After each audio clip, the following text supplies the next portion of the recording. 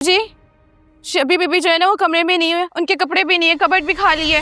क्या कह रही हो तुम? तरीके से बताओ, ठीक से बताओ मुझे, क्या कह रही हो? बीबी जी जो शबी बीबी है ना वो घर से कपड़े और सूटकेस लेके चली गई हैं। चली गई? कहाँ चली गई है? किसके साथ चली गई है? बीबी जी वही जो उन्हें अक्सर उनके दोस्त मिलने आते हैं यहाँ पे। खबरदार जो ये लफ्ज मैंने आइंदा तुम्हारे मुंह से सुने, और अगर ये बात तुम्हारे मुंह से निकली ना दोबारा, मैं तुम्हारी जान ले लूंगी, समझी? नहीं उठा रही वो फोन, पता नहीं किस हाल में होगी मेरी बच्ची। मैं तुमसे कह रही थी ना सिकंदर, ये लड़का अच्छा लड़का नहीं है, तुमने मेरी बात नहीं मानी। वही भगा कर ले गया मेरी शबी को।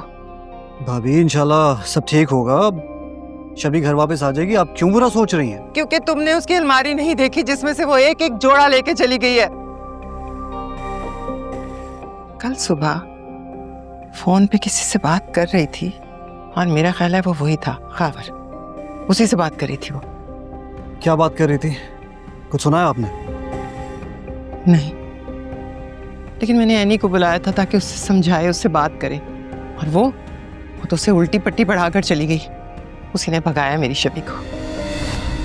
नहीं नहीं, एनी एक समझदार लड़की है, वो ऐसी हरकत कभी भी नहीं कर सकती। समझदार?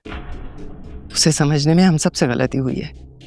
उसी ने भगाया शबी को। तुम कॉल करो उसे और पूछो उससे। अभी आप किस तरह की बातें कर रही हैं? मैं क्या करूं उसको फोन करके, क्या पूछूं? हमारे घर की बच्ची भाग गई है। तो मेरी बात नहीं समझ रहे ना? मेरी बच्ची को इस नहज पर एनी नहीं पहुंचाया है। उसी ने मशवरा दिया होगा कि अगर तुम्हारे घर वाले उस फकीर से तुम्हारी शादी नहीं करे तो तुम घर से भाग जाओ। बहुत बहुत खतरनाक लड़की है वो। भाभी बस, एनी बिल्कुल भी ऐसी बच्ची नहीं है, वो मेरे दोस्त की भतीजी है। आप उसके बारे में गलत इल्जाम मत लगाएं। तुम ना हर एक से धोखा खा जाते हो, तुम्हारी आदत है, लेकिन मैं धोखा खाने वालों में से नहीं।